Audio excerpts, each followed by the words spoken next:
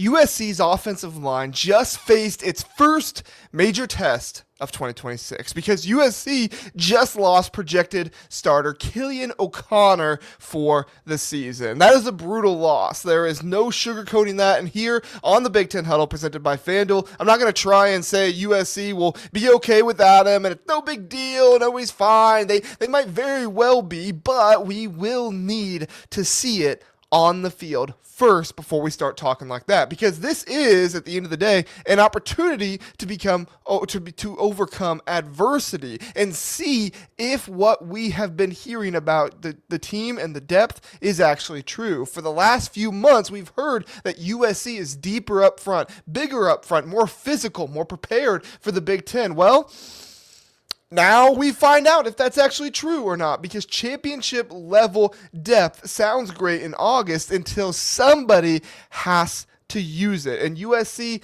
now has to use it. The latest development that changes USC's outlook this season is pretty straightforward. O'Connor suffered a non-contact injury in practice, needed surgery, and Lincoln Riley confirmed he will miss the entire season. And this one hurts. Don't get me wrong. I mean, beyond simply changing the depth chart, this one hurts kind of on an emotional level for fans hearing about O'Connor and his story. I mean, he'd gone from preferred walk-on to scholarship player to now starter this season. He had become one of the leaders of this football team. Riley described him as one of the heartbeats of the program. So when you lose that kind of guy, when you lose a guy like that, you're losing more than just a center. You're losing more than just talent. You're losing communication. You're losing leadership, experience, a story that players can resonate with, hope for some players who are maybe buried on the depth chart to say, I can make it to that role and I can do everything to get there. And probably one of the guys teammates expected to see standing in the huddle when USC walked into Ohio State week, Oregon week, Penn State week, all of the enormous games coming this fall, because USC does not have an easy schedule, and that matters. And that's why the first question isn't just simply, well, who starts at center? Now, I mean, yeah, sure, you're going to see that from some of the national shows, but the people who actually know USC, it's whether USC has finally built a roster capable of taking this kind of hit without everything unraveling. But listen, here's the part I think people are going to get wrong. The immediate reaction is going to be, here we go again. USC loses an offensive lineman. Everybody starts shuffling positions, and Lincoln Riley has another offensive line problem. I understand that sentiment. I get that. We've seen versions of that before, but this USC offensive line is not supposed to be built like those previous groups. That is the entire story now. For years, the concern around USC wasn't necessarily whether the Trojans had 5 guys who could start. It was the concern was what happened when something went wrong, when adversity hit, when somebody wasn't able to play, because in the Big Ten, something is going to go wrong. You play in the best conference in college football, you play in the meanest conference, the toughest conference in college football, things are going to happen. People get banged up. Somebody misses 2 weeks. You're playing a defensive front that forces you to adjust. It's cold where you go. You're traveling halfway, sometimes all the way across the country. And suddenly, the guy who was your 6th offensive lineman at September is now playing 55 snaps in November. That is Big Ten football. It's the national conference. Jed Fish says it best, talking about how it is the football, the National Football League version in college football. Your starting 5 definitely matters. Your 8th guy might matter as almost as much as somebody who's starting, because he may have to see time this season. And that's why this injury is such an important test. USC has spent multiple recruiting cycles trying to build actual numbers on the offensive and defensive line. Not just star power, but depth, size, development, guys who can move around, guys who are not just locked into a position, but can kind of move into different places. Maybe, yes, he has a tackle body, but he can also play some guard for you and then move out to tackle if you need him to. Guys who understand multiple positions, and the coaches have been saying this is the deepest offensive line they've had during Riley's time at USC. Well, Now's the time to prove it, because the good news, and yes, there is actually some good news here, we will talk about that, is that USC already or had already been preparing for something like this without knowing it was coming. Tobias Raymond took a huge number of center reps during spring while O'Connor was working his way back. So this is not USC looking around the room on August 8th and saying, okay, anybody ever taken snaps at center before? Of course not. That's not what they're doing. They have an answer. Raymond has been doing this. He knows the calls. He knows the offense. He has worked with the quarterbacks. Obviously, you never want to lose your starting center. This is not me saying, oh, USC is going to be fine. But when you have a guy who's been there, you have a guy who knows the calls, knows the quarterback, has been in that position, you feel better about it. And USC has had offensive linemen cross-training, specifically so one injury doesn't force the entire operation into chaos. That's one of the ways USC under Lincoln Riley has elevated, and it's better for it. That could become one of the most important decisions this staff made all offseason, because now we get to see what the actual replacement plan looks like. So what does the offensive line look like without O'Connor? The most logical, immediate answer puts Elijah Page, obviously, at left tackle, Hayden Shredder at left guard, Tobias Raymond slides into center, Alani Noah stays at right guard, and Justin Toanu'u at right tackle. I think I said that right. Give me some props if I did in the comments, okay? And look at what is important here. One player goes down, USC does not necessarily have to rip apart the entire line and start from scratch. That's the difference here. That's a gigantic difference between changing one piece and playing offensive line musical chairs. If USC can move Raymond to center and allow most of the other pieces to stay where they are comfortable, that gives this group a chance to build chemistry before the games actually matter. And the timing, as awful as the injury is, does matter too. It happened early enough in camp that USC has time to prepare for this. I mean, imagine if this was like the last day of training camp and you're getting ready to play, your very first game right before this happens, or maybe this happens right before you travel out to Rutgers, right before Ohio State comes to town. Like they have practices now, they have scrimmages now, they have a week to get the snapping operation comfortable, get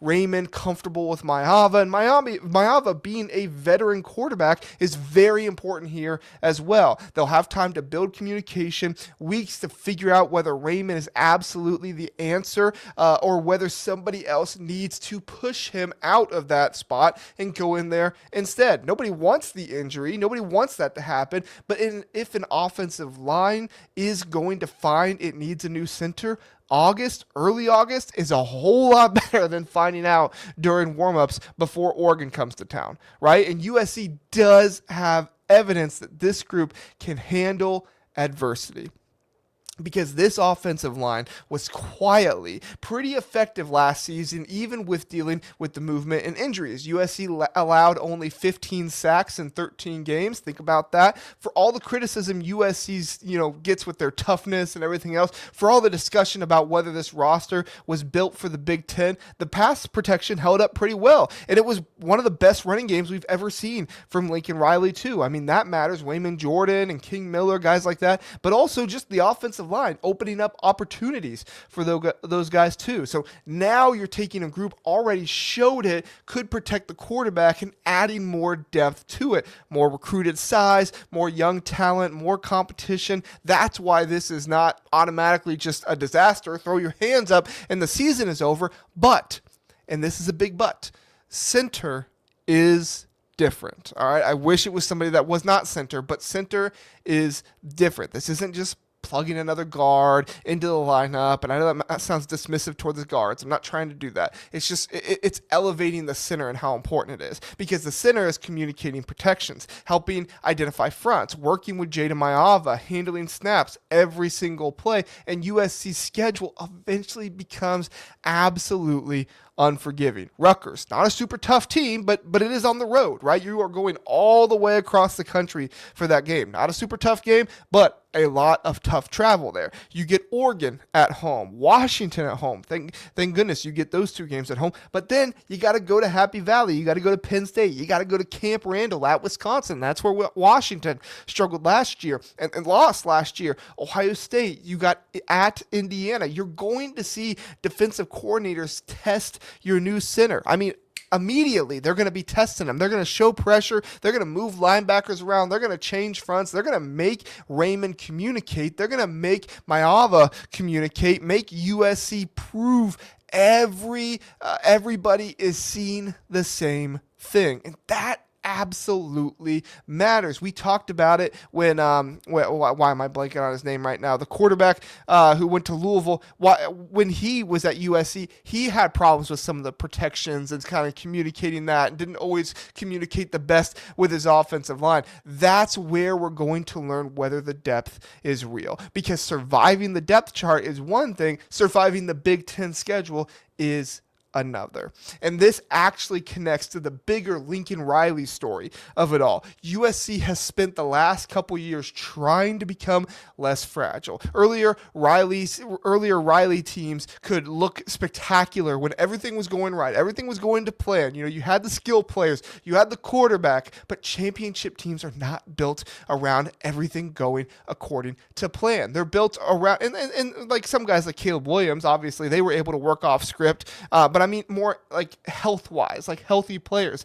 These championship contender or playoff contender teams are built around what happens when the plan gets punched in the mouth. That is why this injury matters so much. USC wants to make the college football playoffs. They believe they have the roster. They believe they have the quarterback. They believe they have the defense that is deep enough. They believe Gary Patterson can change and affect that side of the football. They opened a ridiculous new football facility. Go online and check it out. It is insane. The excuses are disappearing. So now comes the adversity, and USC doesn't get to say, well, would have been really good if everybody just stayed healthy. Nobody stays perfectly healthy. Ohio State won't. Oregon won't. Indiana won't. Penn State won't. Nobody will stay completely healthy this season. Georgia won't. Texas won't. I mean, none of these teams, Miami, Texas Tech, none of these teams are going to stay completely healthy. The teams who can survive, the teams who can overcome adversity are the ones who absorb it. And this is also where I pay attention to the FanDuel odds as the season gets closer.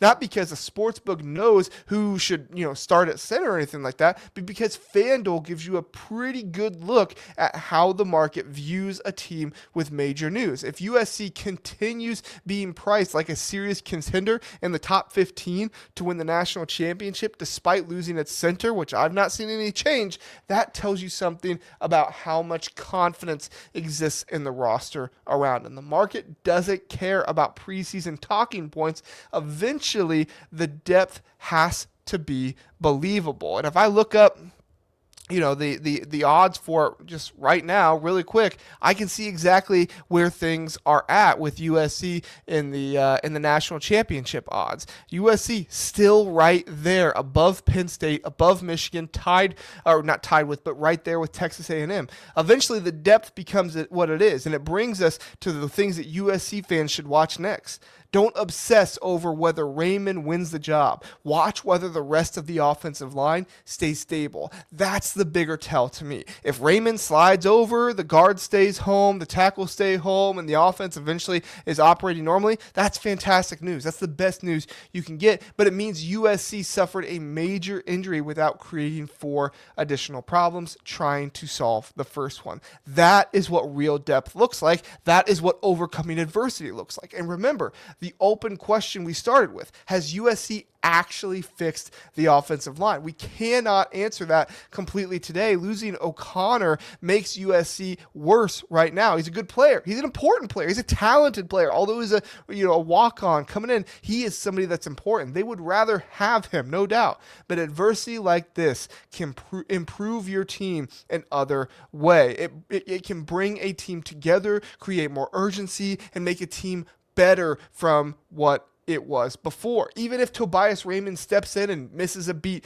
once in a while, the team has two choices. They can rally around him or they can play the blame game. Then this injury won't just tell us about USC's offensive line. The season-ending injury of starting Killian O'Connor presents a critical defining moment for Lincoln Riley to showcase his growth in program management, his growth as a CEO, his growth in the face of adversity with his leadership. O'Connor was not just a fixture of the offensive line, but the emotional heartbeat and a respected leader of the USC Trojans offense. How Riley rallies the locker room and maintains team focus through the emotional blow will serve as a direct reflection of the culture and the resilience he has worked to install in the program. This setback serves as an immediate high-stakes test for the roster depth Riley has claimed to build in the trenches. Successfully transitioning to a backup option requires immediate schematic adjustments and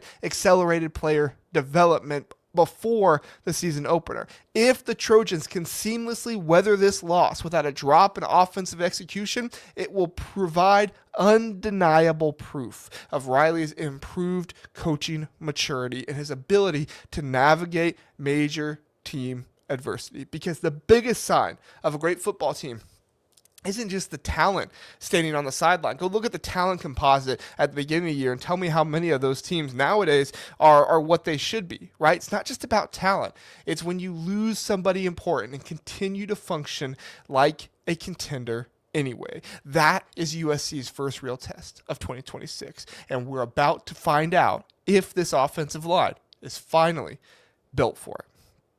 If you enjoyed the straight Big Ten football talk, analysis, and what goes beyond the headlines, like the video and subscribe to the Big Ten Huddle. And USC fans, tell me in the comments, are you comfortable with Tobias Raymond at center, or did this injury change the way you feel about the Trojans sealing this season? Would love to hear from you. Let me know. And join us here on the Big Ten Huddle Sunday, Tuesday nights at 9 p.m. Eastern Time. We would love to have you here with us, and we'll see you next time here on the Big Ten Huddle. Have a good one. We'll see you next time.